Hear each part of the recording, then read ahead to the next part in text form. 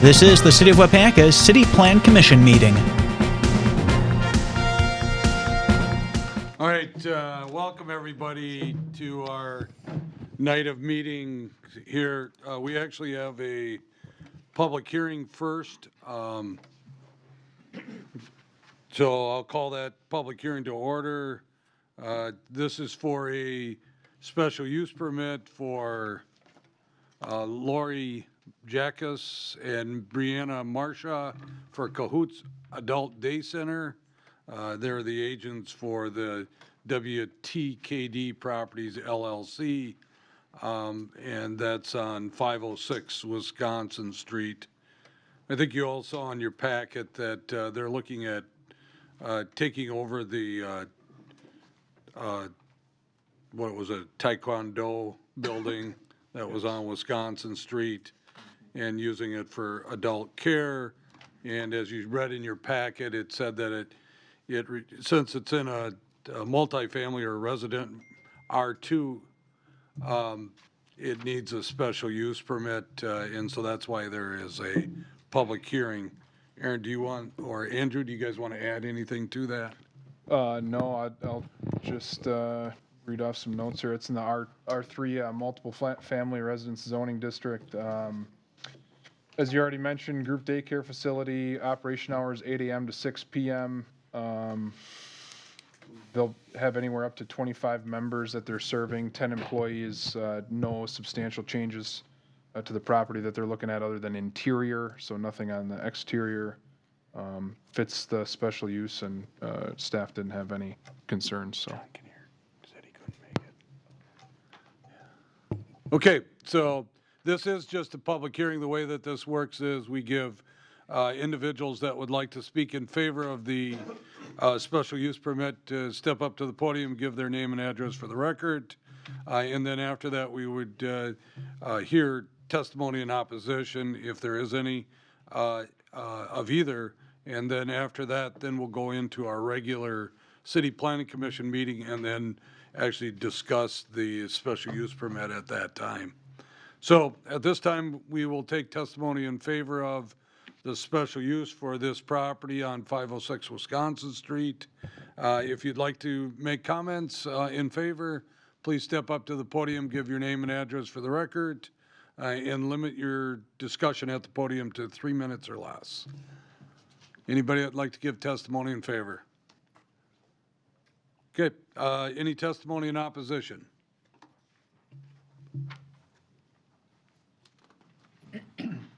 I declare this hearing closed at 5:22 p.m.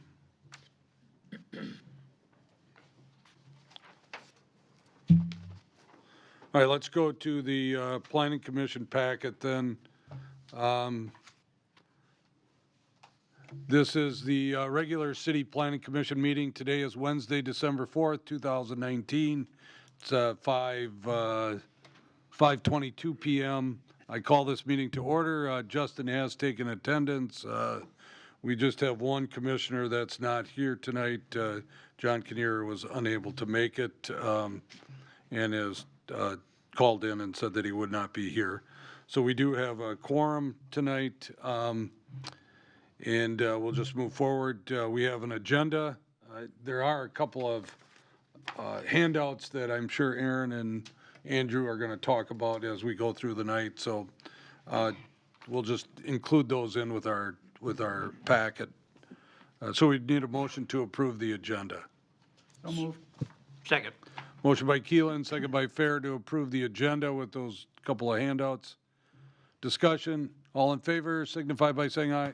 Aye. Against, motion carried. We have a couple of minutes. We had the public hearing minutes, which I think Justin handed out, put on your desk tonight. Those were not in your packet, so those were handed out. And then we also had the minutes of the meeting, which are also handed out here underneath that public hearing. So both the minutes from the last meeting are in there. Hopefully you've had a chance to look at them. We would just want to make a motion to approve those and place them on file. So moved. Second. Motion by Fair, second by Barrett, that we approve the planning commission minutes from the public hearing on November 6th and then the regular meeting on November 6th and place those on file. Discussion, all in favor signify by saying aye. Aye. Against, motion carried. So we're at the special use permit for that Cahoots Adult Day Service, and that's at 506 Wisconsin Street. Is that, Aaron, are you leading the charge here, or is that? Yeah, I can do that. Okay. So we were able to meet with Lori, the owner of Cahoots. It actually was a building that within that zoning district, we were thinking we may have some challenges in finding the right use in that R3 zoning district in that space. It just so happens that that is a special use works out almost kind of perfect for what our code states and what the city would like to kind of see there. And it works out perfect for their facility as well. Again, hours of operation, I touched on this in the public hearing, but they're looking at 8 a.m. to 6 p.m. They're looking at, they have about 10 employees, serve up to 25 members. This is a facility that really focuses on taking care of young adults that are transitioning that have either cognitive or physical delays. Help them stay busy, learn job skills, community involvement. That's kind of their purpose. They are operating primarily during weekdays, but also some on Saturdays as they coordinate that with families. Again, no exterior changes, just all interior. And it fits the special use as far as staff is concerned. There are no suggestions to changes to current driveways or parking or anything like that. Do we have anybody in the audience that's representing Cahoots here? Okay, good. In case we have any questions, we'd ask that you just step up to the podium. Does anybody have any specific questions? Yeah, just a couple simple ones. If this Could you moves just give your forward- name too, just so we have it on record? Corey Yakush, representing Cahoots Adult Day Service. Okay, if we move forward with this, and by the way, is this a recommendation? This is a recommendation, This would yes. be a recommendation to the council, and then they'll take it from there. What kind of a time period are we looking here in terms of transition? Transition-wise, as in, we are currently at 1035 Royalton Street, as you may know. It's a two-story building, so when WCI Waupaca County Industries shut down, we got the overflow for transitioning for those members. So currently, our Amherst facility is serving Waupaca residents as well as the 1035 Royalton Street. We are in hopes of purchasing this building. There has been an offer given to the owners, but it's contingent upon the special use permit. So we are hoping for a December 31st closing date, depending on the approval of the special use permit. However, the transition period from 1035 to 506 is going to take us a good 6 months. We need to get state representatives and our contractors in there to inspect, to make sure that it's okay for our members. So you haven't, at least as of this evening, you are not the owners of the You're building. not the owners. Contingent upon this, but you have an accepted offer? We have an accepted offer. Okay, and when you have some state people coming in to look, what kinds of things are they looking for? So I provided a list of our certification recommendations and requirements. It's basically, our state representative comes in, inspects it to make sure that we are able and capable to provide the care that's needed, supervision for our members. It includes handrails, simple things. They go with the fire codes. That is very similar to what the city fire department has.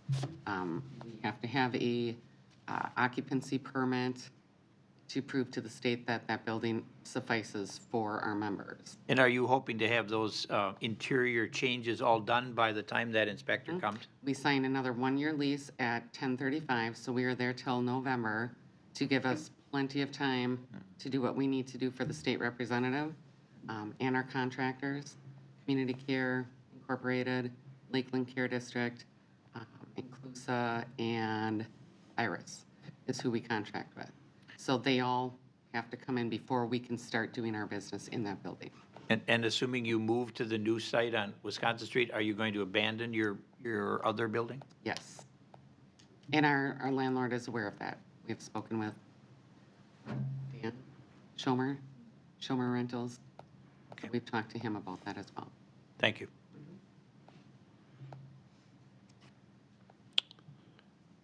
Justin or Aaron, you, nothing from a city standpoint?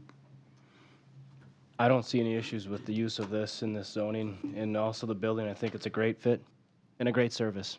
Thank you. We did have an inspection already completed at that building. So if you would like that copy, we can provide a copy for you guys.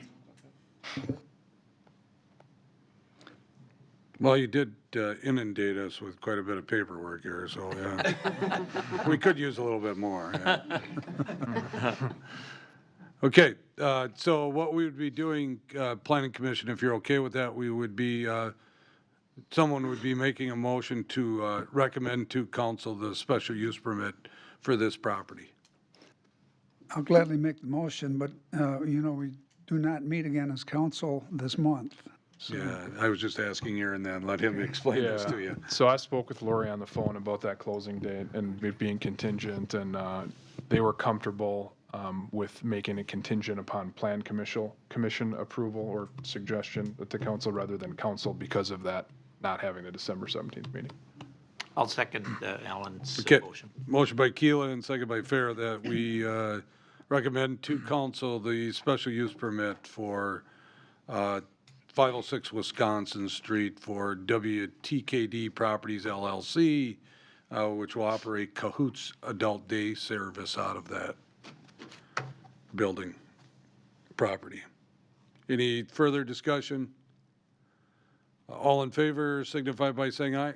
Aye. Against? Motion carried. Good luck. All right, next up, and these are just under discussion items for tonight. We have Bank First to discuss their conceptual site plan. And are you doing this one too, Aaron? Yeah, I can. How do we want to, Justin? you got, okay, that sounds good. Do you guys want to step up to the podium as we I'll talk a little bit about our conversation to this point, and then you guys can answer any questions that Plan Commission might have. You can actually just sit right there, but use the microphone since we're on TV and radio. That's fine. Just give your names though, please. So we've been, Justin and I have been in conversations with, actually Adam, who's not here tonight, who's working with Bank First on this project, and they've submitted multiple documents, which some of the most updated you're looking at. And this is actually per our site plan review. It doesn't meet the, I guess, the code as far as being 50% more of an addition to the building. They are renovating a lot with inside the building. I think they want to become kind of a regional training center for Bank First, as I understand it. And then you'll see quite a bit of changes to the parking lot area.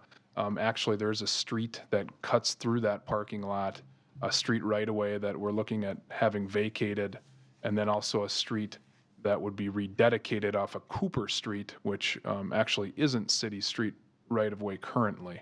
So there's a couple things happening there.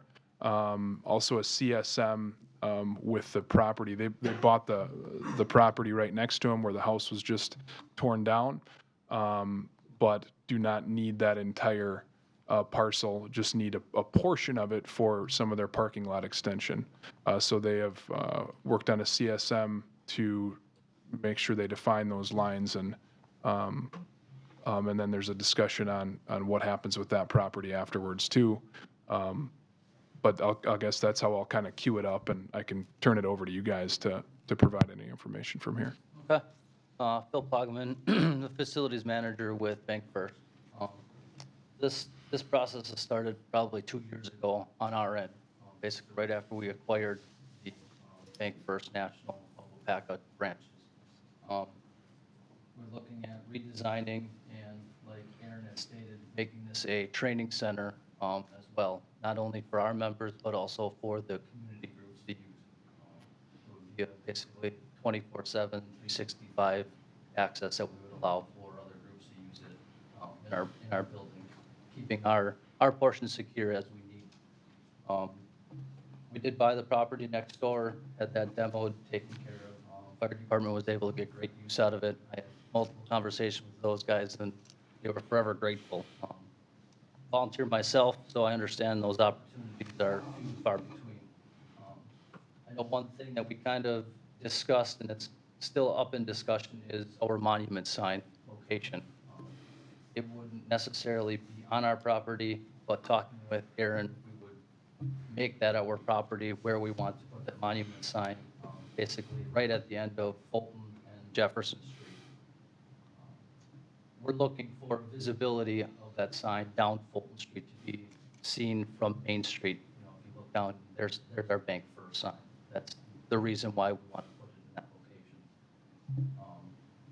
But the site plan, you know, we had talked with Justin and a couple other members from the city previously, sat down and discussed some items that we were looking at. Luckily, we incorporated not having to move the light pole that was recently talked about having to move. We made that so that it stays in place.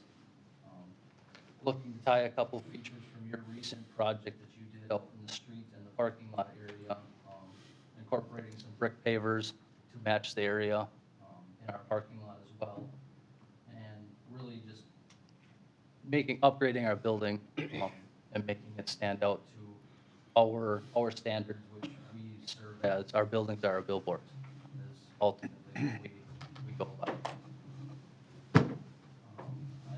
Kirk, I guess I'll turn it over to you. You kind of, it's with Caballo Ashako, our architect.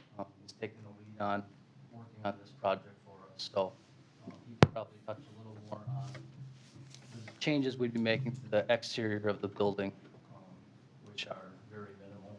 Yeah, so I'm Kirk Lundgren. I'm with the Caballo Ashako Architects.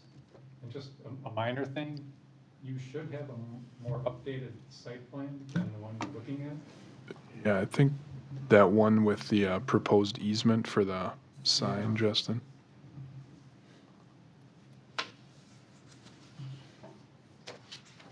This one? Yeah, so these are the civil drawings that kind of show more of that.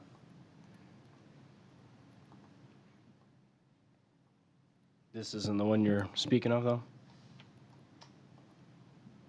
That's more accurate. I think that's the most updated one we received from Adam. Yeah. Yeah. So the one in your packet that you received then is not the most current one? Commissioners, just so you're, Could you so- point, yeah, The one we're looking at right now, that should be the most accurate from the architect. And then there's the civil drawings that also show the sign easement. That's a little more accurate too. yeah, there was one that, yeah. oh, yeah. So could you just give us an idea of the existing building? You mentioned that you're not going to change much in terms of the outside decor and look. So the addition that you're putting on, okay, in terms of the community training center part, if that's the right way to call it, approximately what kind of square footage are we looking at in that particular area? That's actually not an addition. That's not, that's Nope, just a it's remodel existing- of? Yep, it's a remodel of the existing footprint of the building. Yep, it would be the portion of the addition that they did in, I believe it was 2013. Okay. Which would be on the east end of the building, off of Union Street would be that section, that would be the training center. Okay, and you mentioned, give me an example of what you're thinking in terms of long-term. Obviously, you're creating this training center access area for the bank purposes, but you also mentioned that it would be available to the community. So what kind of a capacity and kinds of groups are you thinking might be able to use this? We're looking for approximately about 50 seats, and it could be, Boys and Girls Club, or, I know that we have members that are part of the chamber. They've looked at possibly using that to hold some events that they do, using it for that. And really any organization that would like to Would that facility, is that going to undergo any remodeling? Yes, yep, that will go under the complete remodel. We look at outfitting it with, Like a sound system, so a as an sound example? system, TV is very similar to this, so somebody had, we try and make it as user-friendly as possible. It could be a plug in a computer, one touch, and boom, your stuff's up on the screen. And would that be a facility that would be, if somebody wanted to use it, is it going to be at a cost? Right now, we're thinking if they are customers of our bank, that it would be a small fee just to cover, anything that would be damaged, if we got stained carpeting or something like that, somebody spills coffee. And then people that are not members of our bank, that maybe we would put a small fee on it just for the maintenance purposes, 5, 10 years down the road, we got to do carpeting or new seating or something like that.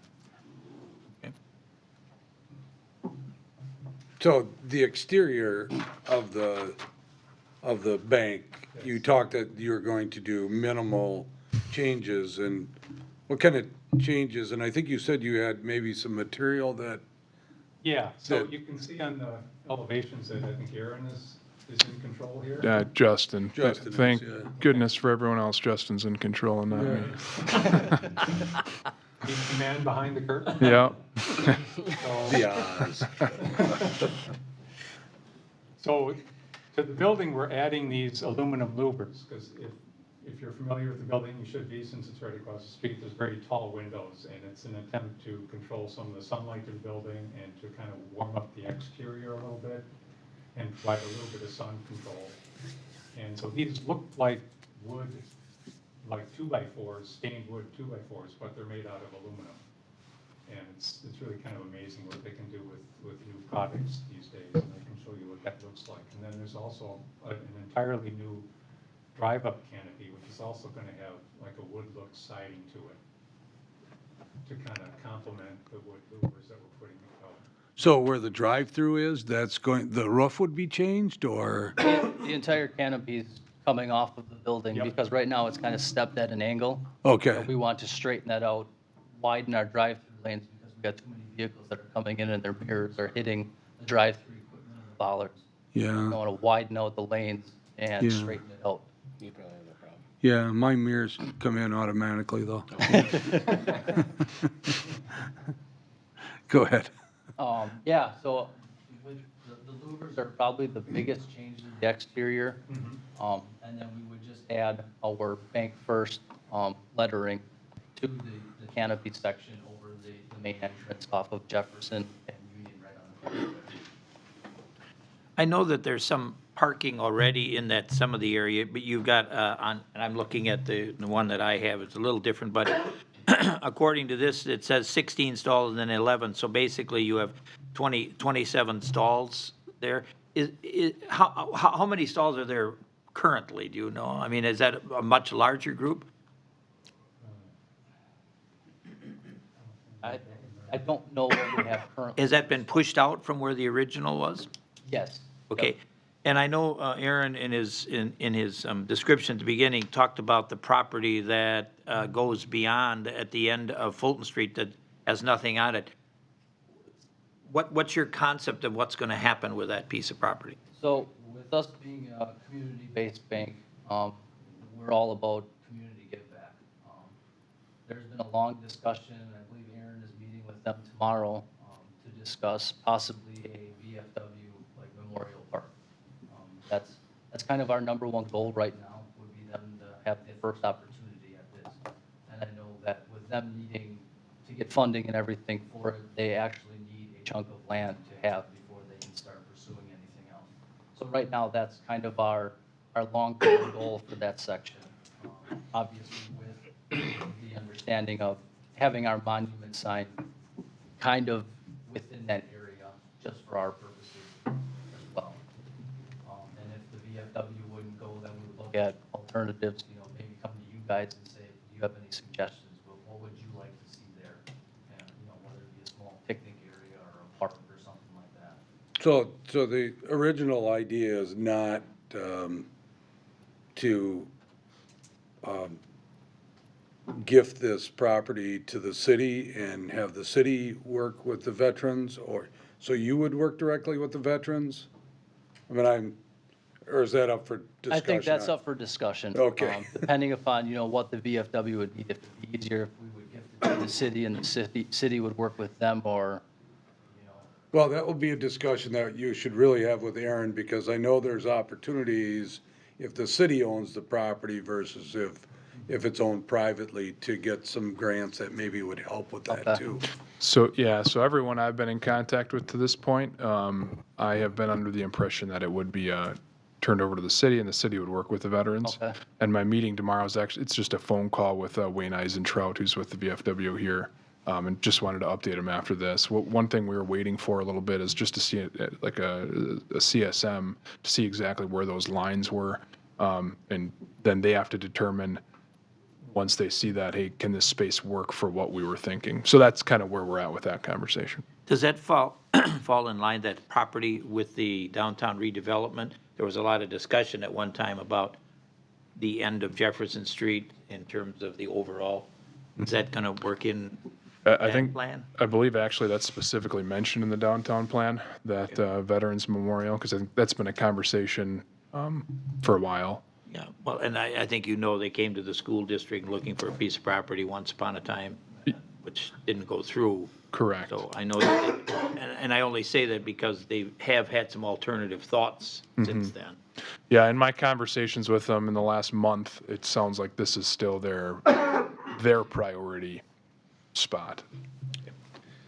So, sticking with the site plan concept here, the external part of the building is just, except for the canopy that you're putting on top there, it's staying within the same footprint that it is correct.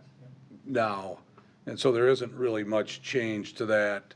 And you talked about the back part of, or the east side of the building there becoming a community building there.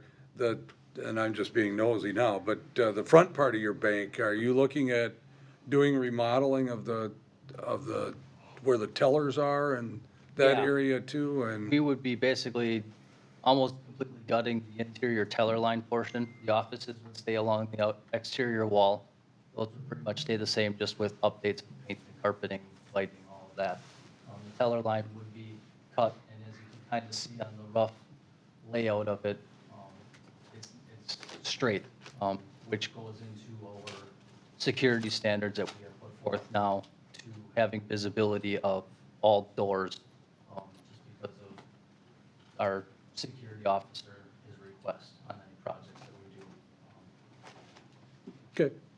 And if everything moves forward as you would like to see it, what kind of a time frame are we looking at here from, like the time you'd quote unquote break ground to the time you complete?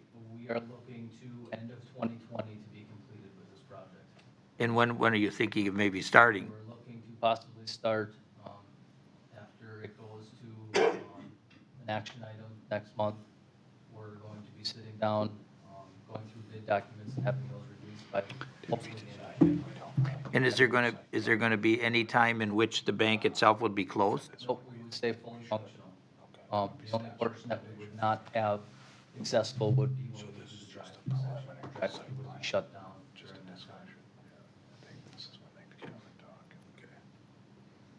So, looking at the site plan review and is there anything that you would need from the city besides what you're already receiving from them to move forward with this project, or?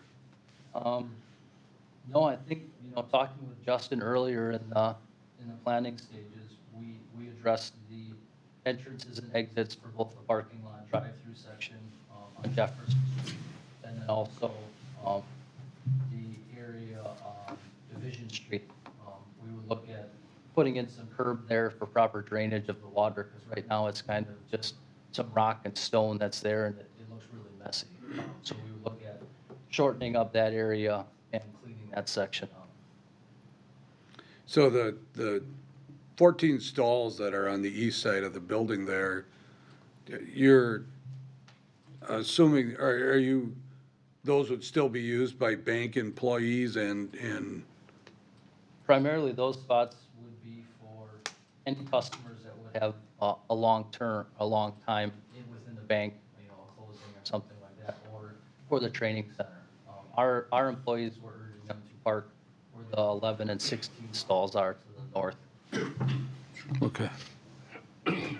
Well, as long as we're talking about parking, and this is again kind of being a little nosy, but one of the things that has often happened, I know it's happened for me personally, is when we have a function here at the city hall, maybe a Winchester program and other meetings, and the parking lot is filled on behind the building here, are those 16 and 11 stalls, are those going to be accessible after hours for general parking? I would have to say yes, that would be a very good option. It would probably just be a general agreement that we would have to do, you know, if it would be for the city or whatever, stating that, yeah, after hour purposes. That Well, and I know with our downtown project coming in, one of the big discussions has always been parking during that time frame when Main Street will be all ripped up. This would certainly help with that. And so the big thing, of course, well, not the big thing, but the one thing that we discussed was the sign that you wanted to have so that you could see it on East Fulton Street as you're coming into town. And that would require that it be on your property, so you would have to change that so it would fit on your property by just extending out your boundaries or whatever you want to call it there. And that's something that you guys are okay with doing? Yeah, what I had talked actually today with a couple people at the bank, we would look at making kind of our lot an L shape. So we would carve out part of that at the end of Fulton Street, going to the east, whatever we would need for our sign, and then make that part of our property. And then behind the sign would be, you know, the lot 2 of our property at that point. Kind of a general plan that we had is if our monument sign would be directly east of that driveway that's there, we would make like a horseshoe-shaped sidewalk that would go behind it that would lead to walking access to the park as well, or whatever would be there. So you were talking beforehand, I can't remember which one of you did, Phil or Kurt, about actually putting that sign right where the driveway is that goes into that property. Is that your first Right now, choice? yeah, that would be our first choice. What we preliminary had there was early discussion, and then talking with our CEO last night and today. He would like to see it move further north so that it would be visible straight down and not blocked by any of the parking stalls that are on Fulton Street. So you would not be against allowing the veterans or the city access through your parking lot to get onto that property then? That would definitely be an opportunity to look at, you know, in the back corner, that we would allow access through there, you know, for any maintenance needs for the park and items like that. Okay, and since that driveway would not be needed anymore, would you take responsibility of putting in curb there? We could look at doing that. I'm just talking with Aaron and you before the meeting started, you know, you stated you wanted that driveway, but if we have an alternative to make that driveway go away, we can definitely look at putting that curb and closing that into making a sidewalk. Okay. Because we are doing some street work closer, you know, a little further south with the new driveways to the new parking and drive-up teller. So there already is some new curb work happening. So it would fit, yeah. Yes. Okay. Justin, does that street that was originally through there, does that have to be vacated before? Yeah, we have actually an alleyway. You can see they have these Right. dashed lines showing there. That will be accomplished through the CSM, which they have started on and created. So you can see the building here. You can see there's that alleyway comes through here. They also have some utility easements. So all that stuff's getting cleaned up with the CSM. And then piggybacking what we just talked about with where this line goes, well, it depends on where the sign goes. We want to keep that sign on their property. So this line most likely move. We also asked in return to rededicate Cooper Street up here on the north side, so we'll probably have to draw a line, from here to here, and rededicate this section as actual Cooper Street. So it's kind of a long story, which I don't think we want to get into, is why that's not actually Cooper Street right now. But the city still has access and maintenance to that pavement. It's just not shown on the mapping that way. Does that all, and does that have to come through through the planning commission on all of that before it goes Well, back? the CSM will come through here. So. And that will have all of that on there? Yeah. huh? Yeah, CSM approval would come through Plan Commission. The plan approval would come through Plan Commission. Does the vacation of the street or any street or alleys have to have a public hearing with that? I believe so. We just went through this. Yeah.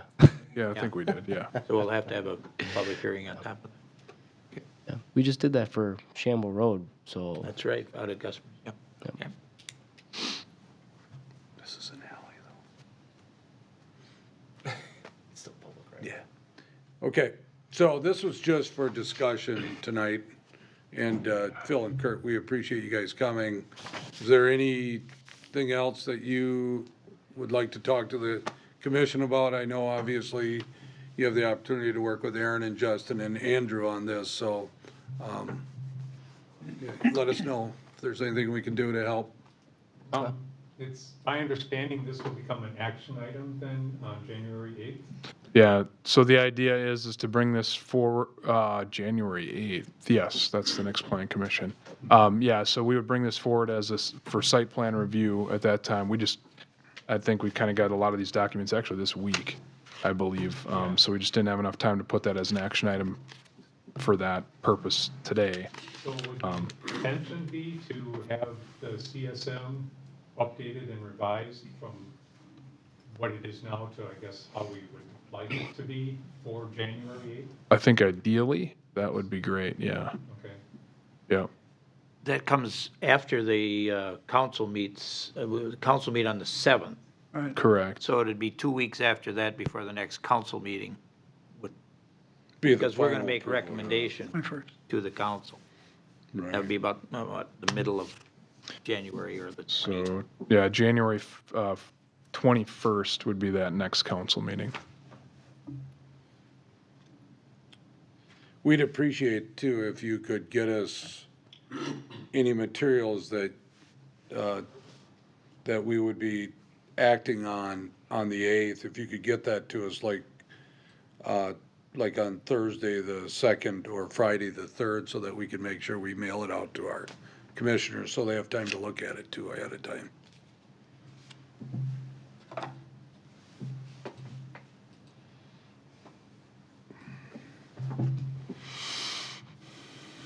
All right. Okay. Thank you very much for coming. Thank you, guys. Drive safe. All right, let's move on to another discussion item. This has to do with, when are we gonna do the curling club thing? Right after this? Yeah, we can do that after this. Okay, well, remind me so I don't forget, because I almost did. All right. So there is an addendum too, I'm sorry, you guys knew about the addendum? Curling club, That- yeah. Yeah, okay. So let's talk about the comprehensive plan and zoning code update. Andrew, you leading this? Yeah. Okay, Started. okay. And you guys remember how to, Justin, do you know Oh, yeah. It's the IT guy. He's forced into it. All right. Yeah. DX input signal? Oh, not this again. Check the, This is probably not real ethical, but will you sign this for my mayor's? Okay, so pass it on to Pat. You're next. I forgot. Hey, Justin, do you know the Sign input? back there. Huh? Do you know the input, how to change it here like we did last night, or did Josh do something and we're not sure? Not on that, no. It should just be up there. Did you switch it? I did.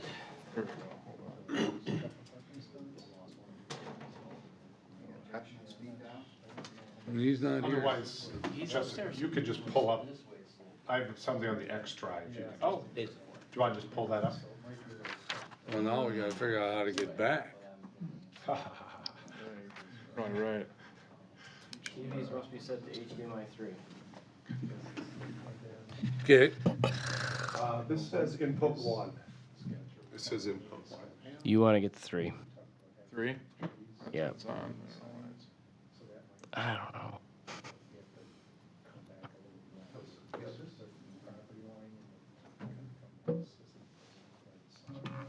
No.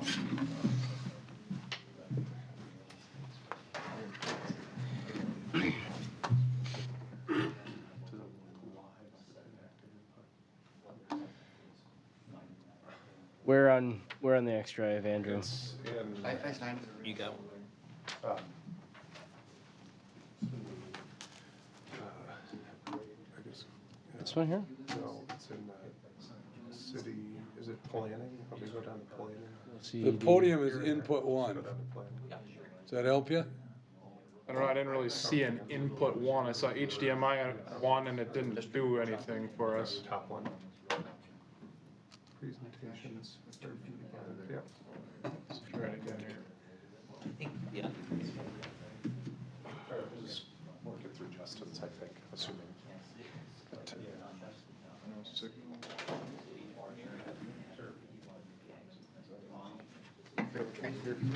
Oh, yeah. I almost.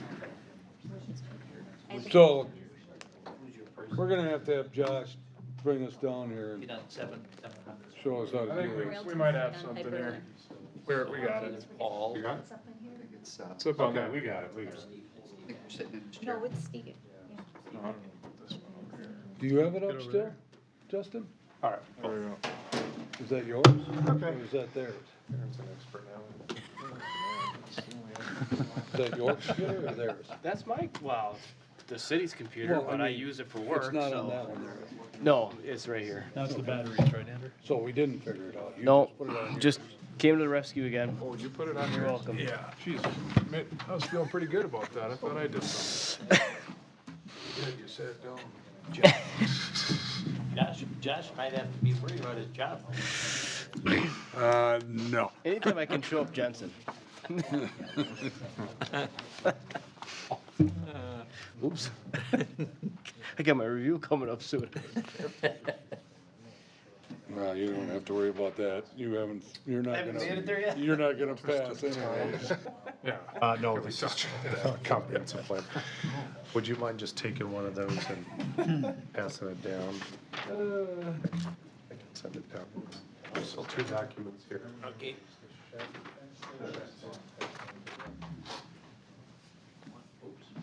On Beach Street. You need somebody else here to do that? All right. Nope, they're all signed. Oh, sure. All right.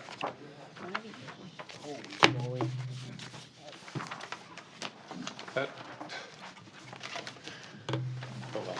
That does not appear to be One pass. that presentation. It's working on Justin's, not on. Just tell me to. Okay, just flip, Fast forward. okay, just go to the next slide. All right. Thanks for your patience, everybody. We're gonna spend a little bit of time here talking about the comprehensive plan update and then turn it over to Jeff to start talking about the zoning code update. And we've kind of talked at high level about the process of the last several meetings, so what I want to do today was kind of drill down a little bit further into the mechanics of how we'll go about doing this project, and talk a little bit about the timeline. I'll do next slide. Over here, Justin. If you want to follow along. You can hit the next slide. So our project approach here, and I've got a work plan that you're feel free to look through at your leisure, but it kind of boils down to sort of three sort of phases of the project.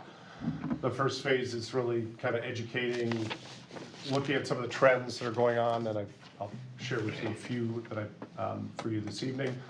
But we're going to put together, kind of look at some trends that are happening, what are some key data points, dynamics that are going on in the community. And then we're going to go out and start engaging with the public and stakeholders and having some discussions with the community, similar to what you did with the downtown plan, although less of a design emphasis. And then out of that, we're going to kind of take that information. Your job is then to take that information, what you see as the trends, what's happening in the community, as well as the input that we receive from the community on priorities and issues of concern, and then I'm going to be working with you guys to help identify what are some priorities for this comp plan update, and then what are some goals that we want to look at addressing through the under each of the different topical areas that we look at. And then the final phase will just be preparing the plan, a draft and final plan we'll bring back to you. Next slide. So I'll just kind of discuss a few these kind of high level items. So the work plan, I gave you guys some paper copies of stuff. I know some people are digital, some people are paper. What I thought I would do, since as we get into the comp plan and we get into the zoning code update, and so there's a lot of documents flowing back and forth. What I thought I would do is I'll just, at the end of the night tonight, I'd like to actually get those paper copies back from you. The next meeting, I'll make a little binder, and I'll just, as we come to each of the meetings, I'll just, we can send stuff out electronically, but then I'll just have a printed copy. So when we're meeting, you can kind of go through your notes and be able to look at things in a hard copy form. So the project coordination, I'll do some progress reports to Plan Commission and Council each month. Come forward to Plan Commission each month with an update, and we'll be meeting on different topics as we go through here. And then I had put in here quarterly update to Council, so I made a little update to Council last night, and my thought would be to just do a quarterly update on this process so that they're aware of what's going on, keeping them in the loop. So this is more or less what the sort of timeline looks like over the next year. Essentially, we'll spend the next 2 to 3 months doing this inventory and analysis and getting community input, and then by spring of next year, we'll start engaging with you guys to kind of distill that information, identify some goals and objectives, and then sort of second quarter through fourth quarter, we'll put together that draft and final plan. The timeline, you've got a more detailed timeline that I handed out to you. So we've started to plug in some dates, and we'll continue to feed more of these dates in here as we move forward. The big date, I guess, to keep in mind is January 6th. We have the Danes Hall reserved for a visioning workshop, so we'll try to make that'll be open to the public. That'll be a piggyback meeting with the zoning code update on that evening, and we'll try to make it where it will be participatory and interactive, and we'll make it kind of fun and engaging. Jeff's a great note taker and making fun and engagement guy. Doodler, and so we'll have some fun and make it a good time, but we'll lean on you to help get the word out and help get people there. So look for some follow-up communication on that, so we can share that with your colleagues, and we'll see if the Danes Hall has their liquor license in place by that date or not. Okay, so I'll let you guys kind of look through this, I guess, at your leisure. I'm not going to go through every single thing on this detailed timeline, but we'll be hitting the community engagement pretty hard over the next couple months. And then, as you'll see, we'll be sort of tracking with the zoning for a little while as we kick off the project, and then the zoning will kind of go on the back burner, and then we'll catch back up to the comprehensive plan process. The green items on the timeline there are zoning consultant tasks, key tasks. The purple items are combined tasks, and then the orange items are the comprehensive plan tasks. So just a few, I'd pull out just a few little, kind of starting to look at some of the trends and pulling together a trends report right now. I picked out a few of these I shared last night. So if I go over these real quick, next slide, Justin. Shared this last night, but this was, I kind of went back and based on the latest numbers from the census, looked at growth rates and kind of comparing, did a low, medium, and high estimate. The high estimate is actually Department of Administration estimate. They do the official population projections for the state, but that's back from 2013, which is the last time they did this. The lower and medium estimates, I just updated those projections based on population growth rates from 2000 to 2018. So we looks, by all accounts, it looks like, you know, the low to medium estimates obviously keep the population pretty flat. But I do think, the good news is I think if we look at housing and zoning, I think we have an opportunity to keep growing the population. I just think there's probably some changes that could be made in terms of the planning and zoning that could help facilitate that. Next slide.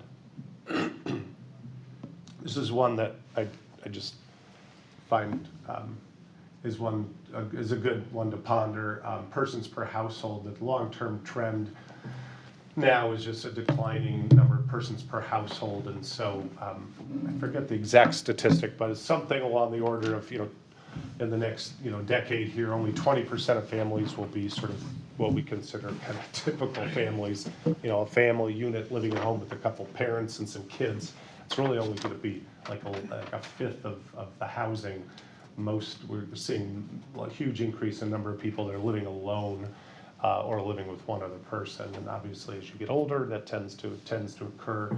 So these things kind of go hand in hand. But I think this also has some major implications for housing and something we'll keep in mind, I think, as we're looking at updating the zoning code. Next slide. This was for the county as a whole. And a lot of the population projections seem to be tracking pretty similar between the city and the county. But we'll do the same thing for the city. But this is looking at the population pyramid, sort of comparing 2020, which are the solid bars, and then 2040 are the dash bars.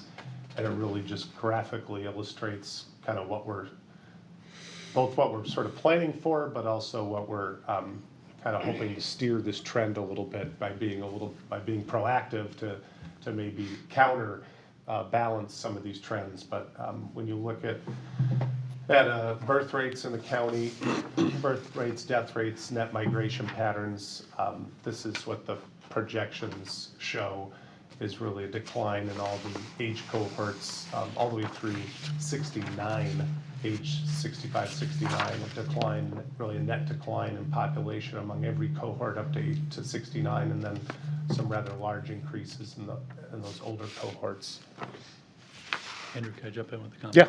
I think the thing to keep in mind about this is it's countywide. It's not the city. If you looked at the city, it would be different. It would show less but still significant growth in the age 65 and older, but you'd see much more growth in the younger population. Cities tend to have a more diversified age pyramid than rural communities do. A rural community, by definition, is, well, let me rephrase that. The brain flight issue arises more in a rural community than in an urbanized or a developed community. So I wouldn't be too apprehensive about looking at that diagram and thinking of the city. Two totally different animals. Waupaca County is a predominantly rural community, and it's going to skew that way on that chart. Just as an aside, being on the school board, we get a lot of information on population trends as well, obviously for schools and students and the amount of money you get. And the latest trend that we received from Madison was that it was for the whole state, but it showed the the county of Waupaca by 2050 would have between an 8 and a 10% decrease in population. I would not be surprised by that. It didn't go into what numbers, I mean what age groups. But overall, if we're at 45,000, I don't know what it is, we'd be down about 4,500. You want to do next slide, which I think is my last slide. So I just kind of queued this up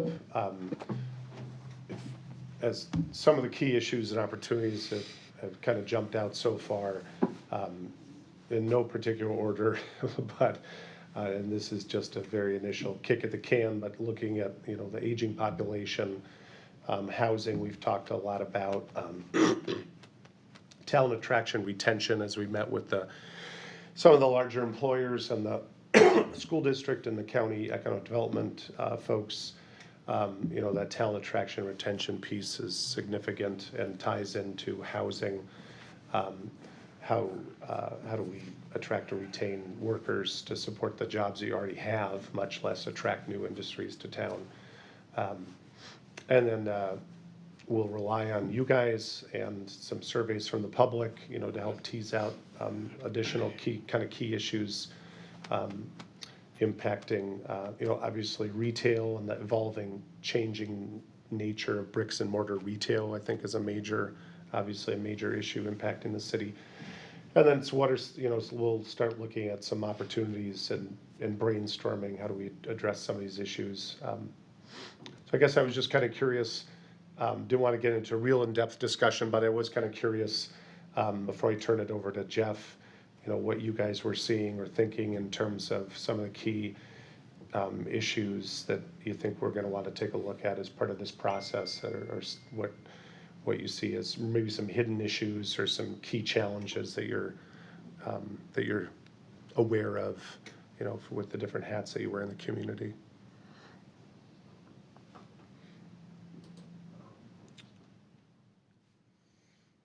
Anybody? You know, Brian, every time we have people who are interested in putting up apartments in the community, you've always brought up the question, which is always appropriate, have you done the background to see that we actually need it? And according to this, it seems to be the trend. People are not purchasing and building single-family homes, but are looking to move into condos, apartments, whatever. Yeah, that was, who had that percentage too? It was amazing how many properties in our city are actually rental units versus people that live in the homes and stuff. Yeah, it was interesting. We just went through a housing study that was done by East Central Planning in 2000. This was back in 2014, so it's probably skewed even more now, but at that point it had gotten to 50-50 owner occupied and rented. And I can't say for sure, but if I had to bet, I would say it's more towards the rented today. 40-60. Could be. I don't know. Aaron, was that total units? What's that? Was that total units? Total units, yeah. One of the trends we're seeing now is the percentage of single-family dwellings that are now renter occupied as opposed to owner occupied are higher than I've ever seen in my tenure.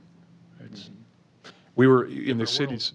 In the cities we were compared to, we were the highest, with the exception of Waupaca, which I think a lot of Waupaca in the city has those. Yeah, right. So, anyway.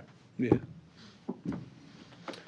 All right, well, we'll just leave it at that. And for now, unless anybody else has anything else they wanted to kind of share, we'll have plenty of more kicks at the can here. I think I'll turn it over to you, Jeff. Thanks, Andrew. Mr. Mayor, Plan Commission. Unfortunately, zoning ordinances aren't quite as sexy as comprehensive plans. So I'll do what I can to, you know, put some humor into that process. The purpose of tonight's meeting, it's an initial meeting, and generally what I like to do whenever I have a project with a client with the initial meeting is just to talk about everything that you want to talk about before this thing actually gets going. You've had a relatively recent effort engaging in the process or beginning the process of engaging and updating the zoning ordinance. And all of a sudden here I am, and we're doing something that probably is going to feel, at least initially, a little bit like that. So in terms of the process, we're looking at the initial meeting tonight. As Andrew mentioned a little bit ago, the kickoff meeting for the zoning update process will be part and parcel of this engagement session or this first meeting of the comprehensive plan. It makes sense to combine the two efforts into one. Planning drives zoning in an ideal world, not the other way around. It sometimes happens or often happens the other way around. But ideally, in a community that has a lot of really, really good things going on and has challenges, you want to do the community-based visioning and planning part and then use the results of that process to guide the zoning update. It's easier said than done sometimes because there are always alligators and fires and all kinds of things that have to be addressed. Your community has challenges like every community does. The Fulton Street corridor is the one that has been kind of brought up the most between the three of us in discussions. There is always an urgency when dealing with loss of major retailers. My understanding is Kmart and Shopko, one gone and one leaving, or They're gone, Both both gone. gone. and it's understandable to let's get whatever we can as fast as possible in there. And I'm not saying that that's not the right response in some circumstances. But long-term viability of corridors like Fulton Street and other commercial corridors, downtowns, you tend to have long-term viability when the zoning process is driven by the planning process. So what was that all about? That's what Andrew described earlier. We're going to start both of these at the same time.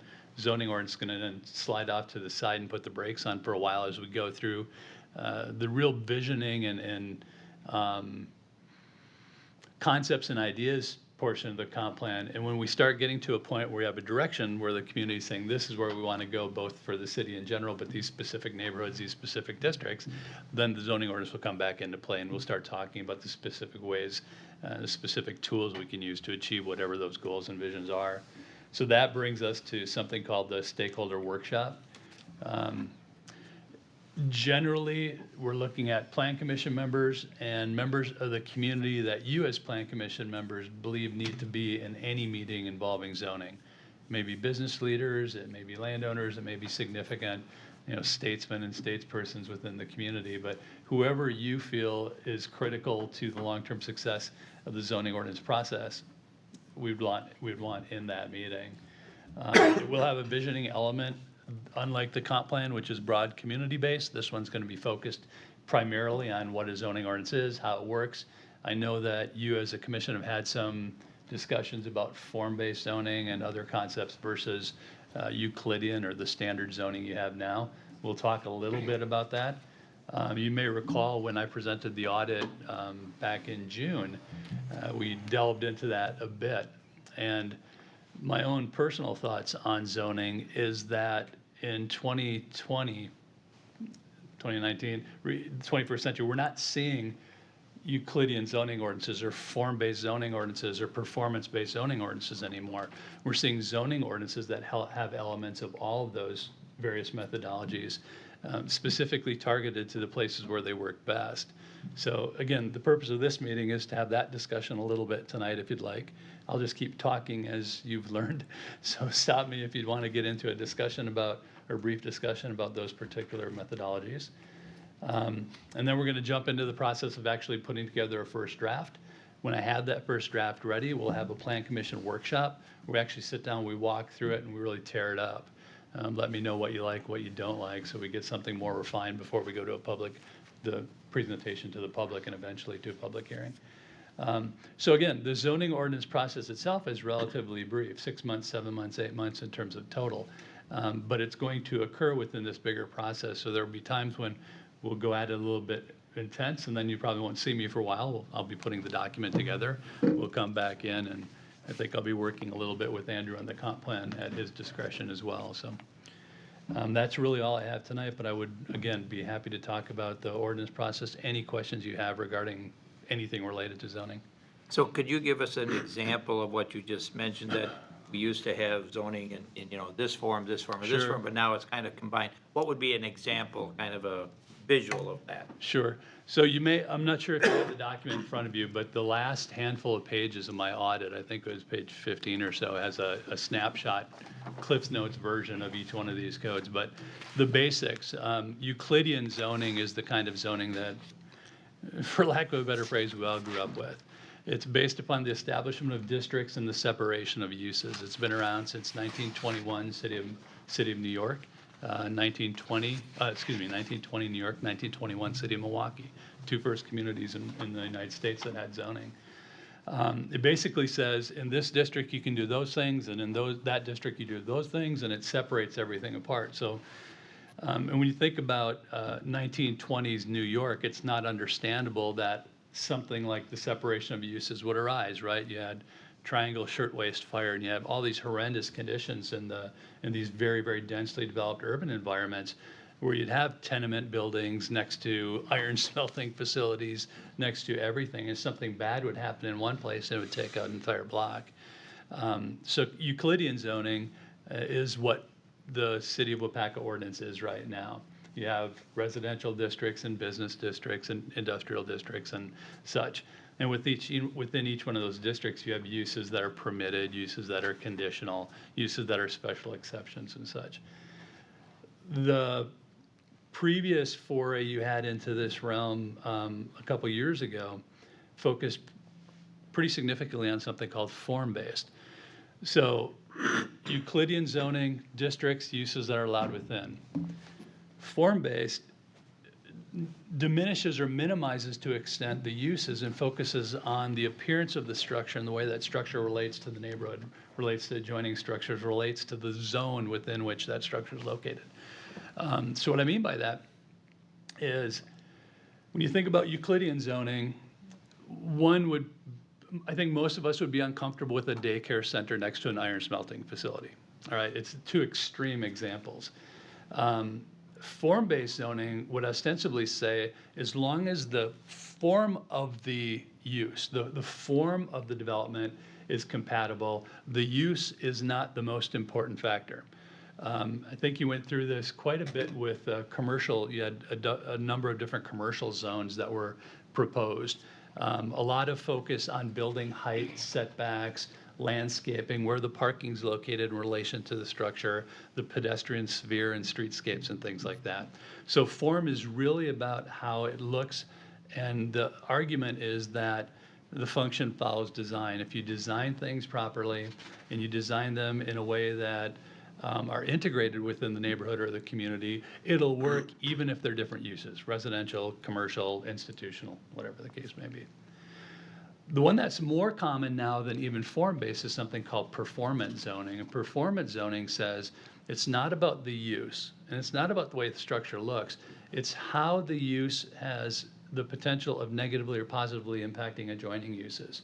So to use a business or an environmental economics phrase, it's all about the externalities of the use. The reason we have separation of uses is, again, an iron smelting facility has negative offsite impacts that could be very bad for the daycare center. But you could have a daycare center and heavy industry located right next to each other if the heavy industry did not have externalities.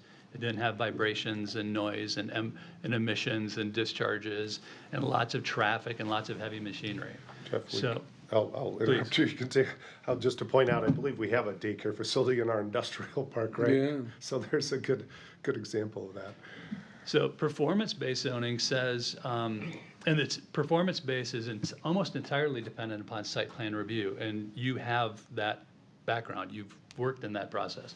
So it would say, as long as the external impacts of use number one do not negatively affect adjoining uses, we're good with it, even if it's an entirely or seemingly incompatible use.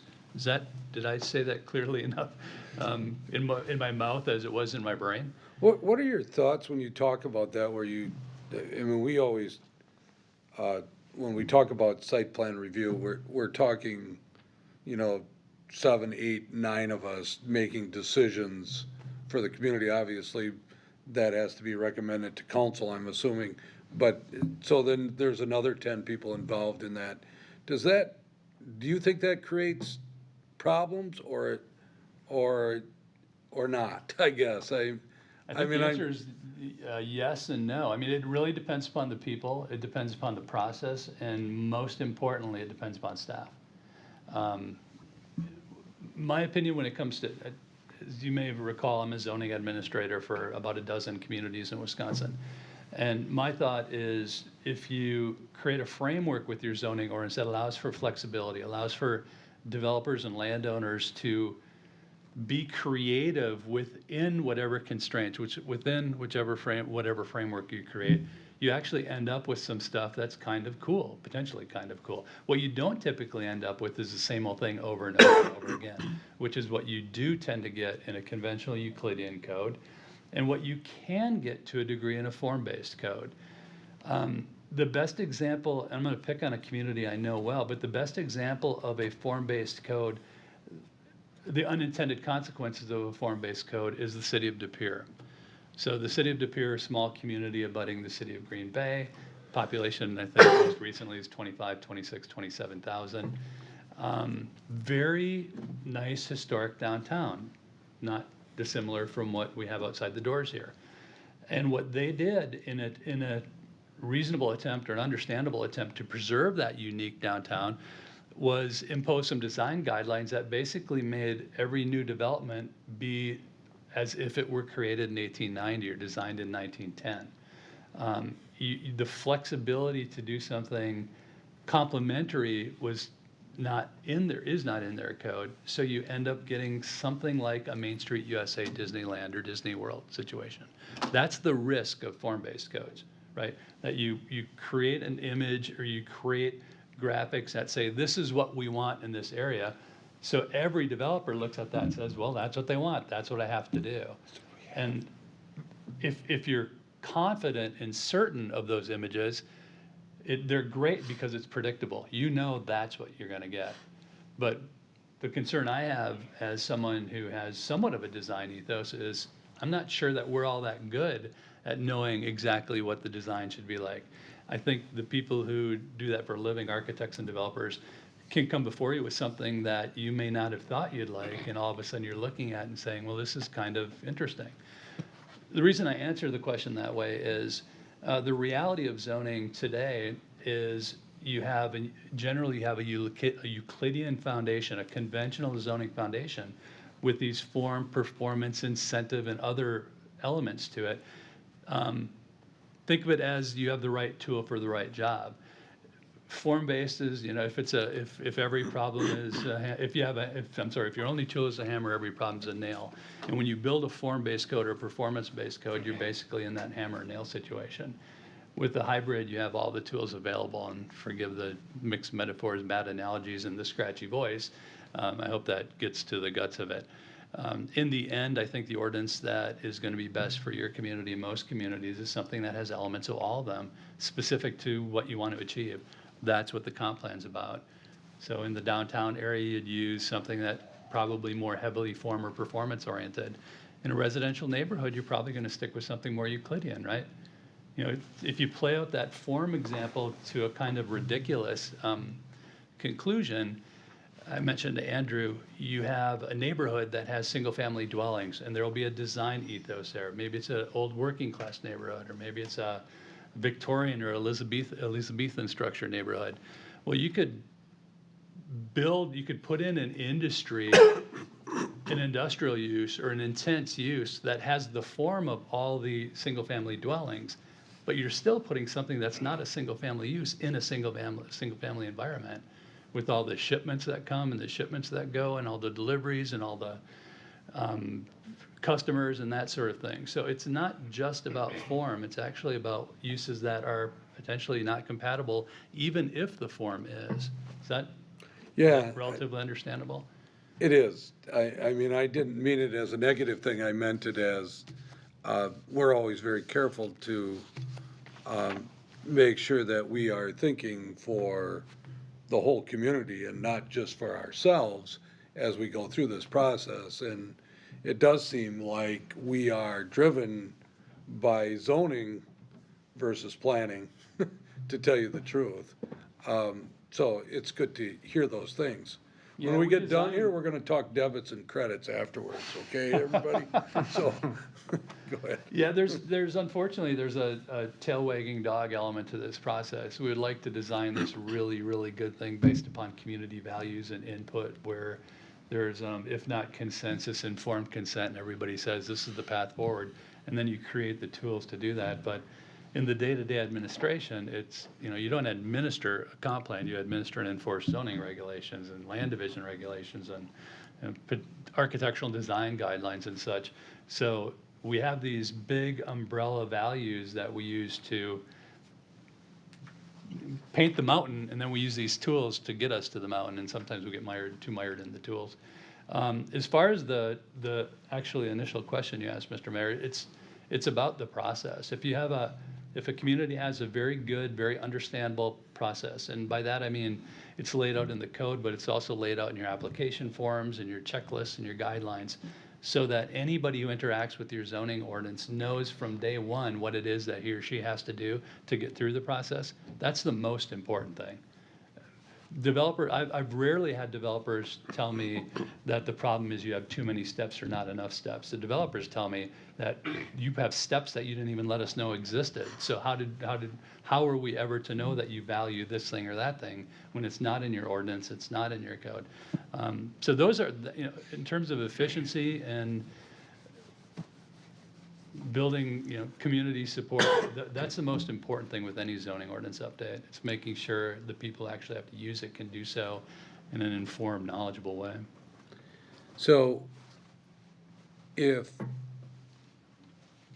we were to talk about our community, and one of the things that has happened just recently is actually in the downtown area. I want to give two examples, and you tell me whether this is zoning or planning or how they work together somehow. But if you Andrew's going to nudge me. Quiz into the show. table. yeah, Right. kind of. I mean, so Keep asking one of the Jay's things stuff. that we did is in the downtown area, we had somebody that came to town, they bought a building, and they wanted to live in the building and also use the front part for retail. And that was not an allowed use. And we changed our zoning to allow that to happen.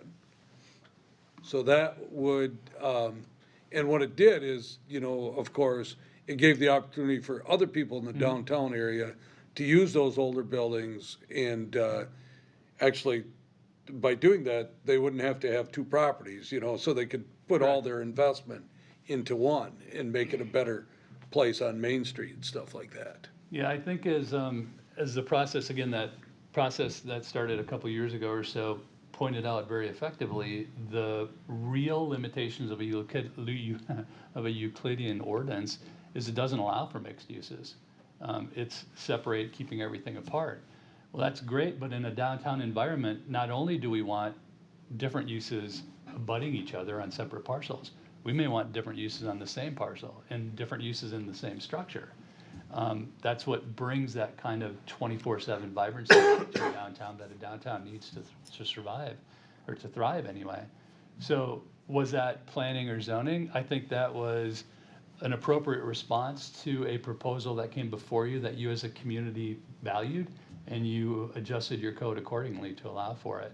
I don't think it's ever a problem to amend an ordinance for a specific proposal, as long as that decision is guided by something.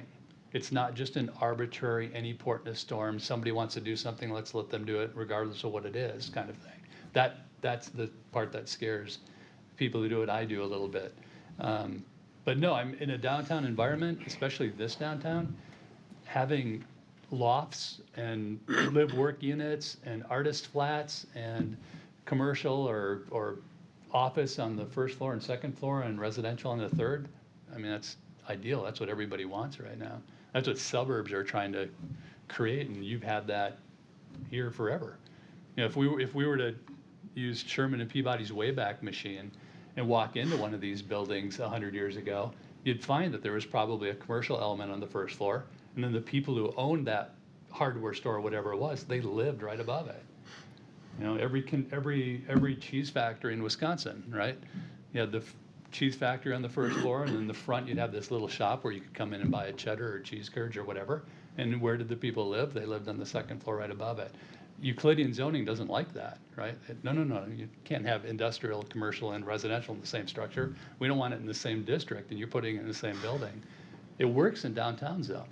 It doesn't work all that well in a residential neighborhood, which is why form-based and performance-based codes tend to falter a little bit or stumble a little bit when they try to deal with that, which is why the process that you're going through focused primarily on downtown commercial corridors, the kind of the highway interchange areas and things like that.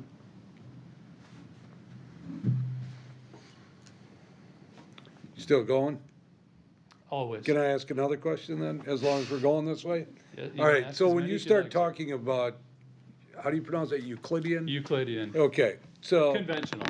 So if you take, and this has been up for some discussion, if you take like detached garages, okay, or even attached garages, but detached garages specifically, and people have talked to the city about putting a residential or a office or whatever above those garages. We don't allow those with detached garages. And so, I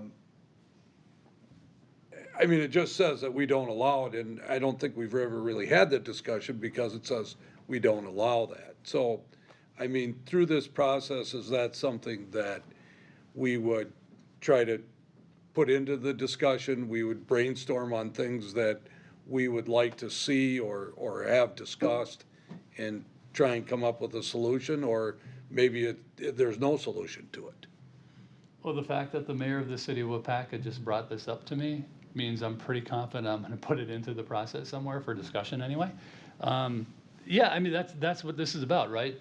So one of the challenges that often pops up with a detached structure is the fact that it's an accessory structure. And as an accessory structure, it has to be accessory to something. And the to something is the principal structure. So on a residential lot, you have the house, maybe you have a attached garage and a detached garage, maybe just a detached garage. My garage, I think Andrew's ran and biked by it a few times, has, well, very soon to be my office above it, right? It's a 2-story garage with basically, anyways, you don't need that level of detail. Because the city of Appleton, it's okay with the conditional use to have an office above. The short answer to your question is it's up to you as plan commission members and city council members to adopt the policy that then drives the codes, right?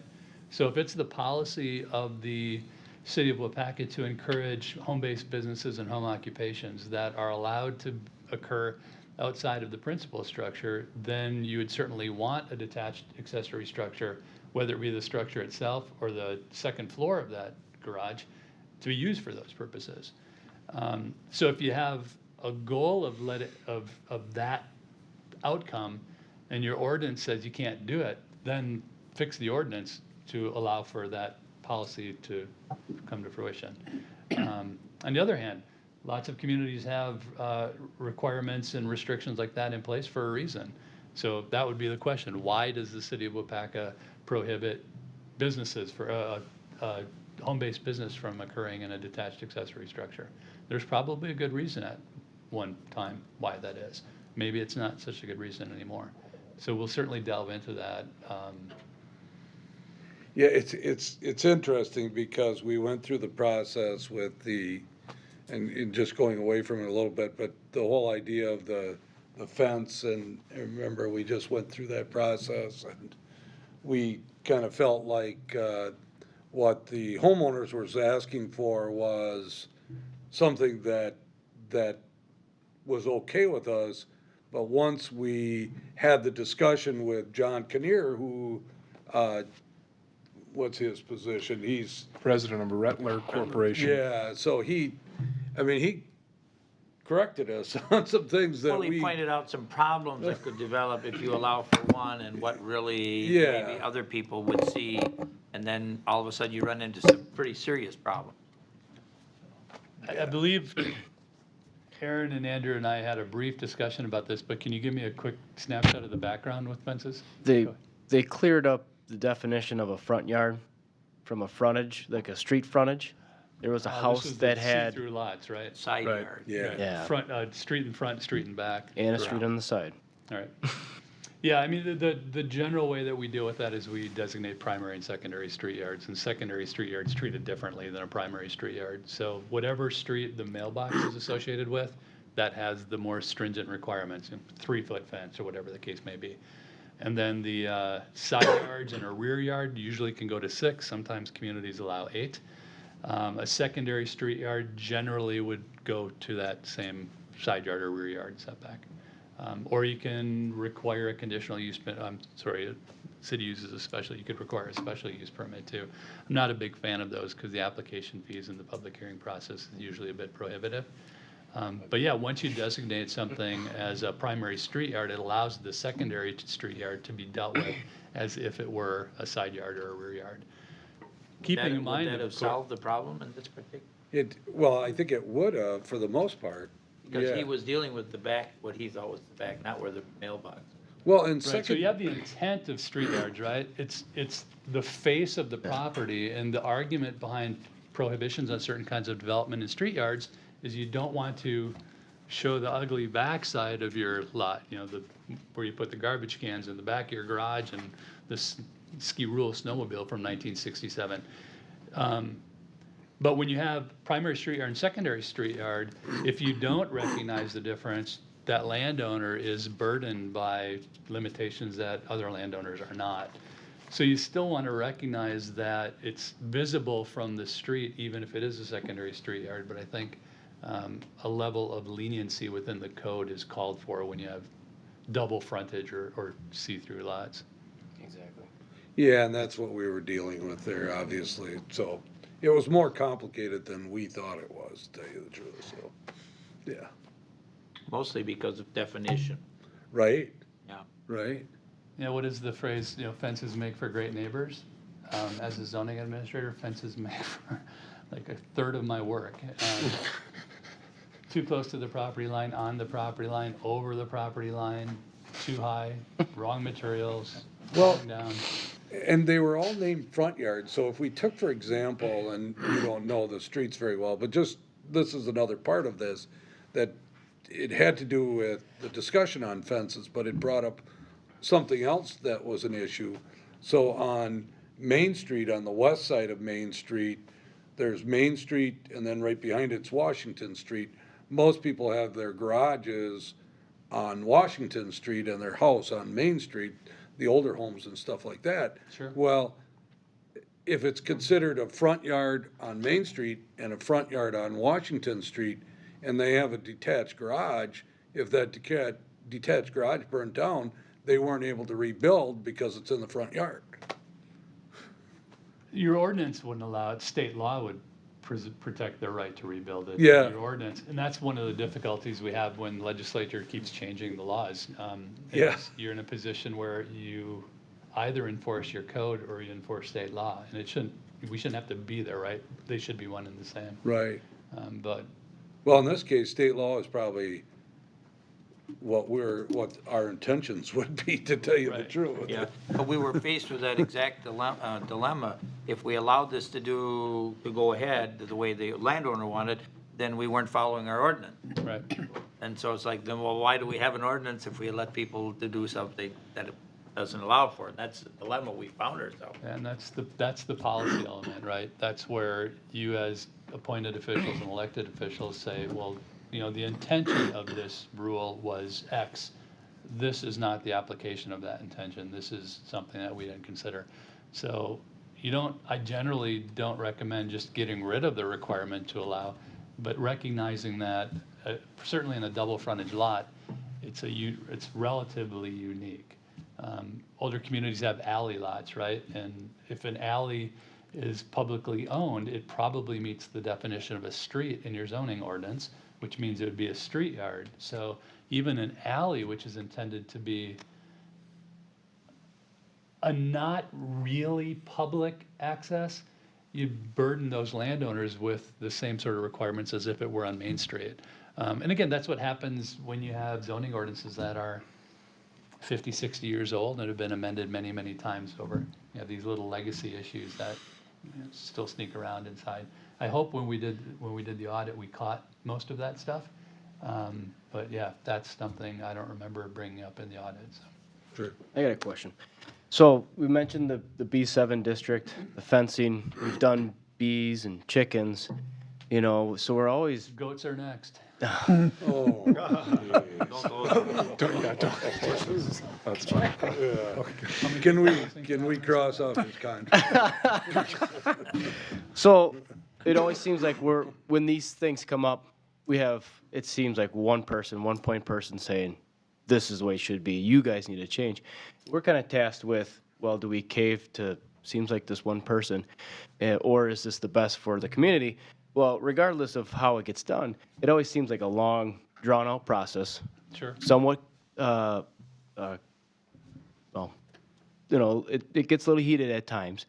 So if we were to move to, I think you mentioned form-based or hybrid. Now, do those types of systems allow you to change it easier, or are they just a little more flexible than what we currently have, so we are not confronted with these type of issues as often? Sure. And I think, Justin, there's a bunch of stuff there, so bear with me. As far as amending the ordinance, you still have to abide by state statutes. And there are a number of them, as you know, 60, 61, 62, that deal with the process of amending a zoning code. So regardless of what kind of code it is, you still have to go through the formalities of public hearings and Class 2 notices and all that kind of stuff. Within each of those models, there are varying degrees of rigidity and flexibility. And when you have a hybrid ordinance, the same would apply to your districts or zones. But the short answer, I think, to the guts of your question is that's why you have staff. Somebody comes before you and says, you know, we want goats in our backyard. And they're going to probably know a lot more about goats in the yard than any of you do, maybe in many cases more than staff does. You know, the first time somebody came before me with a request for bees in the backyard, they knew a lot more about the subject than I did.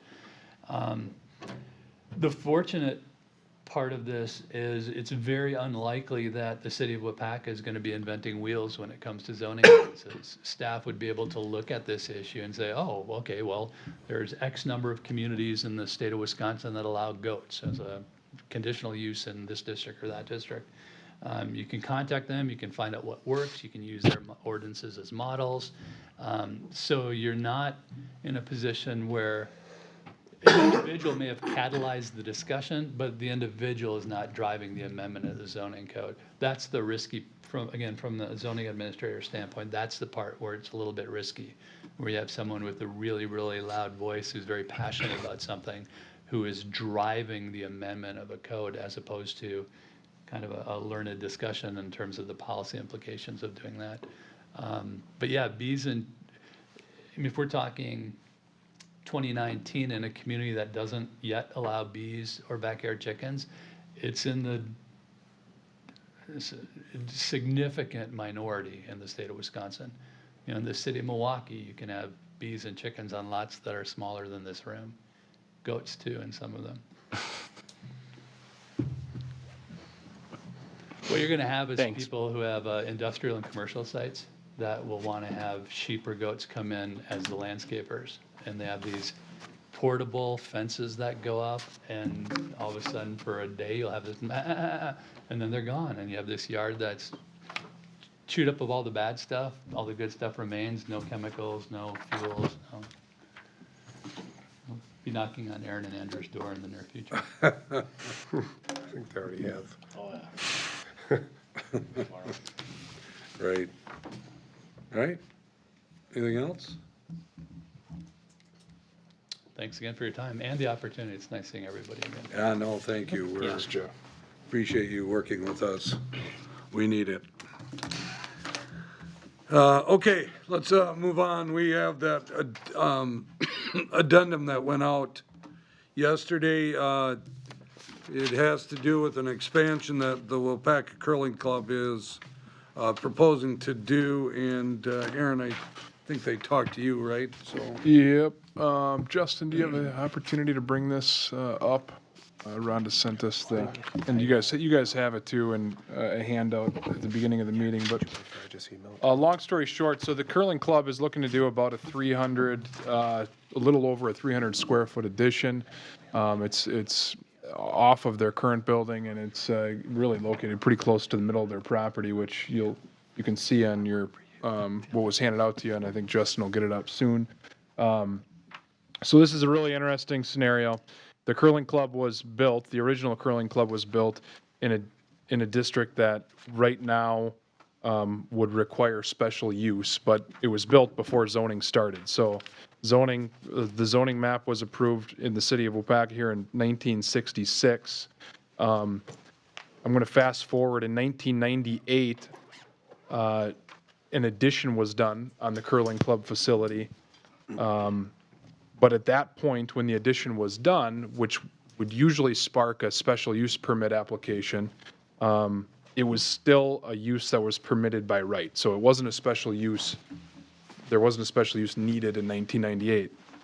In 2000, the code was updated to require that special use. So if they would have done it 2 years later, they likely would have had to go through the special use process for that addition. That was a larger addition that I would assume Plan Commission at the time would have probably requested that. In 2006, verbiage was added to the code that states, if in the opinion of Plan Commission, substantial change or addition constitutes a substantial alteration based on the standards set forth in a public hearing may be required. So basically puts it up to Plan Commission to say, okay, we're going to make the determination on is this change or proposed change to the property or structure, does that require the need to go through the special use process? So when we have discussed this, it is a pretty minimal change. It's 300 square feet right in the nook of that, what you see there on the, it would be the west end, right there. The one thing that sparked conversation from staff standpoint to today was the parking and how that affected everything. Now, because nothing has been defined, we kind of just said, okay, what standards are we going to compare parking to? Well, if you take the standards of a customer service building and you look at, it's based off of square feet. We didn't feel like we could really do capacity because we have no idea how to really calculate capacity in that building. So if you take the square footage of that building based off of the maps and the building plans that we have, they would need 72 parking stalls. They currently have 73. We're probably looking at getting rid of 3 or 4, I would guess, at the most with an addition like this. Although I do know that I've heard that parking is an issue there when it's full. There are some parking lots around that area that people use, as I understand it. One's a city lot, one is across from the church. That was probably the biggest topic of conversation with the impacts to this. Otherwise, it was fairly minimal. So what I'm saying is really it's grandfathered in as having a special use, but it's never been recorded because of where this has been. And with this being an addition, this is the time that Plan Commission could decide, is this substantial enough to go through a special use permit process, or does it not impact it enough to do that? So you're bringing this forward as, not as a special use, but just as a proposal for their addition? Yeah, as a discussion on this addition and to inform Plan Commission that, this is something that we can move forward with a special use application and require that if we feel like it's substantial enough to do so. And if we don't, we can, we don't need to go through that process and we can do it in-house. Is it going to go to council? If we went through the special use, What about tonight? yeah, no. I mean, that wasn't the plan. The plan was if you guys did not think that it needed to go through that, then it wouldn't come to council. At least that was my take on it. If we do require a special use permit, then it would come back to city planning in January. Is there any time commitment here that's a critical? Of course, they want to do it yesterday. Yeah. Everyone wants to. Yeah. What's the total square footage we're talking here? It's like a 33 by 11 foot structure. Yeah, it says 300. On this one, it said 336 square feet. So can you just address the idea that this could be precedent setting too? I mean, because I think that's the biggest issue here. This is a really small area, and I can't imagine anybody could care less if that got built, and why go through the whole process of having a public hearing and charging them $350 to put on a storage? But does it create a precedent for future? Yeah, so I guess in my take, it would set precedents either way. So if you decided to go through with the special use, I mean, as I look at this, this is about as minimal as an alteration as probably we're going to get as a request coming forward. So then this probably would set the precedence that anything to this level would probably come forward as a special use permit and go through the whole process. If you don't, then, you know, we could use this kind of as a benchmark to say, okay, we didn't do it for that. We're looking at a very similar project. Let's move forward with it. We could do that as staff, or we could, per what our code says, we could bring every discussion like this forward to Plan Commission to make the determination on everything similar to this. Well, and I guess my point on having you talk about that is that Planning Commission always has the opportunity to decide whether you want to do a special use permit or not. And that's what we're doing tonight. So Correct. if we have another project like the Baptist Yep. church that wants to do an expansion, and it's a lot larger expansion, or if it's a similar expansion, we could still have that discussion. And just because we did make the curling club have a site plan review or not, it doesn't really affect how we handle the Baptist church. Absolutely. So I think it kind of goes back to what Jeff, really, the stance he takes on some of this is every situation is going to be different. Because we say yes or no to this, I guess it doesn't lock you into anything in the future. You guys can have the conversation and determine what the scope is of that next one that comes Well, it forward. begs the question, though, is the basis of the special use permit or not a special use permit because it happens to be a small addition? At what point does the small addition say, I mean, this is 336 square feet, but what if it were 3,000 square feet, but in an area that nobody seemed to be affected? Say that's okay too? Yeah, that's a good question. And or it could be 336 square feet, and instead of 72 parking stalls there, we only have 30, and we're taking away 4 or 5. Now that's a bigger impact too. So I think there's a lot of things to take into consideration on each of these, and it's going to be different in every one. Well, and one of the things that we talked about yesterday too, and Rhonda brought this up, if it changes the substantial use of the property, that would be something that we'd obviously want to have a review on. This is Good. What is gonna be the use of this? Well, Another sheet of ice? we have been Storage. we've been told it's storage. just storage. I mean, yeah, they're calling it storage, yeah. So to Mayor Smith's example, like a church could go from a church to classrooms or something like that, and that would really change the use in that area. So that's just an example that we talked about this afternoon or whenever we talked about that. So in this case, I mean, we have the power to just say we don't need the special use permit, that we can just, they need a building permit, right? Yeah, right. So the plans are already being reviewed. I can tell you that by Jane, have been reviewed. But yes, you guys have the authority to say, we don't think one is needed here, or yes, we'd like to see us go through it. I think in this case, my vote is that we just skip the special use. I mean, it's not changing the use. It's a small space. I don't think anybody would think anything of that. I think that my vote is to just go with the building permit and let them do it. Okay. Pat, Tracy? Yeah, I think as long as the transparency's there, that they have their plans and everything in order, I think it seems fine. Okay. Alan? In I'm okay with it, yeah. It's- Okay. You think council, I mean, if those people who aren't on council here tonight find out that it went through without us, but they're gonna care, like, how come you didn't get a kick at the can? 300 square feet. I don't think they would even, They would even know, okay, you guys are on council, you know better, more than I do now, but yeah. just curious. I'm not sure they even know what special use permits are. I didn't say that. So, And how much do they cost?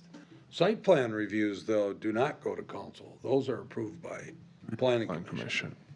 So, yeah. Is there any reason why we got this so late though, Aaron? I mean, If we told you who the contractor was, that would explain it. Yeah. they're gonna start tomorrow if we agree to this right now. Right. Yeah, right. First time I spoke with anyone was maybe a day before Thanksgiving, or I think that was it. Yeah, I mean, I'm a curling club member, and I know they discussed this at their annual meeting in May, so I don't know why either, to tell you the truth, why it's happening now, so. Yeah. So So do we have to make a recommendation or just I don't- information? no, I think if you guys, if the consensus would have been to bring it forward, we'd have brought it forward for an action item next time. If not, I think we'll continue. Does this have to be in the form of a motion, or? I don't think so. To formalize I don't believe it? so. Well, we No. don't have it as an action item, so I don't think we can anyways, but, so it was just a discussion item. The other part of this, and maybe does or doesn't have an effect on this either, is, you know, if you go through that process, our fee is $350 to do that, and for, it's $350 if it's 300 square feet, and it's $350 if it's 3,000 square feet, you know, so, I mean, it's, Yeah. that might be something we look at too, I mean, but, I think we should, at least personally, go on record to say though, like you mentioned, Aaron, that if you have something of a similar nature by an, just use Baptist Church to mention them, at least bring it here so we can make that collective decision. Because even if it just seems like another small thing, it doesn't hurt for us to at least know, and then you also have the backing Yeah. that the commission said, it's okay. Otherwise, if you make the decision by yourself, and then later it turns Yeah. out to be, So as staff, I'm 100% okay with that. And if you guys are good and don't feel burdened by us bringing stuff forward, we'd just soon bring it forward for your input as well. Alan's point though, maybe in the future though, it should still be an action item on the planning commission where we actually make a motion that we say there is, it's not required. I think Yeah. that's We can note that. Yeah. That sounds good. Makes sense. Anything else? Anything on the permits and, I talked to a little bit with Elizabeth and Aaron today, actually, it was more on the code violation side. I don't, what is the big one there, 307,000, is that for the foundry? Yeah. Okay, it's a big one. I didn't have anything specific to add to that, unless you did, Aaron. I think the only thing we kind of had something specific on was just economic development update and maybe some code enforcement things.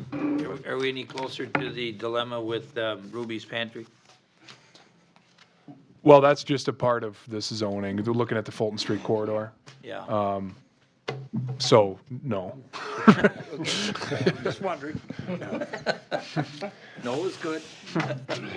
well, I guess we haven't had any contact at all with them, have we? Well, I have. Oh, you have? Yeah, I've had actually. Well, when they pulled that truck been in there and keeping started me giving honest. things away. Sorry. Yeah, I'll take that. I don't know what that was all about. Yeah, The ice cream and. Yeah. But I mean, it sort of begs the question again, what if they just start giving away other things and traffic comes in there? I don't know. Yeah. well, I mean, it's, again, as long as we're gonna go through this whole comprehensive plan and zoning rewrite, and we know that we need to do something in the West Fulton area, let's make sure we do it right. Yeah, I agree. And go through the whole Yeah, process. they just have to be patient. Yeah, exactly. And they are. Yeah. I've been talking with them once every 2 weeks probably, and it's been Okay, It's been all right. okay. I think you maybe caught it earlier, but we meet on the first Wednesday of the month, and of course, January 1st, I don't think we want to meet. There's a few college games going on that day, so well, we're going to change that meeting to the second Wednesday, which is January 8th, so mark your calendars accordingly for that. Mayor, do you care if I give just a quick rundown of some economic development go stuff ahead. happening? Yeah. So, real quick, just wanted to talk about St. Mary's. You guys, I know it's council members know what's going on. For those of you who aren't on council, so we're working on a development agreement amendment that'll probably come forward. That's with Nino Pedrelli, the owner of that property right now. There's, as you guys know, there's a presentation for an arts, to use that as an arts community center, and giving them a few months to let that play out and see if they can get some interested donors and supporters of that. So that'll be coming forward. Dollar Tree expansion, probably, and I can only assume in the light of the closings of retail, the Dollar Tree, which is up off of Fulton Street. I can't remember the street there, but next to like Family Video. Furman Drive. Thank you very much, Justin. They will be altering 10,700 square feet of their building area. If you remember, they had that Southern Care was in that little space next to them. They're going to expand into that. Then they're going to be altering the rest of theirs and relaying it out. And Jane's working with them on some building inspection stuff. HVAC plans have been approved for the Yoga Hive. Yoga Hive is going in like where Domino's Pizza is in the Fulton Suites there. And that is set to, they want to open January 1st. It'll be close. January, probably sometime in the month of January is what we're looking at there. For those of you not on council, again, final approvals for the SCS Timber Ridge comp plan and zoning amendments were passed through council last night. We have had some interest in the Nancy Jurek's properties. Not we, but Nancy has. And those are the properties, the old car wash and where that Jiffy Lube Center used to be by Culver's across from Dunkin' Donuts. Tried to get a hold of Nancy today just for an update. We talked to her a few weeks back, and there was people interested, two different people interested in both of those parcels. There's two parcels there. So I'll keep you updated as that goes. Foundry expansion, the target completion is February for that, and that's moving along. So that's really what I have for that. No Walmart, right? I get a phone call a day on those. I've heard sorry. I've heard the rumor so much, I've called that Kmart building owner twice now to make sure they weren't true, so. So nothing from our standpoint, at least there. Anything else for the good of the meeting? Move to adjourn. Second. Motion by Keelan, second by Tracy Barron, that we adjourn. All in favor signify by saying aye. Aye. Against, motion carried. Merry Christmas, everybody. Drive safe.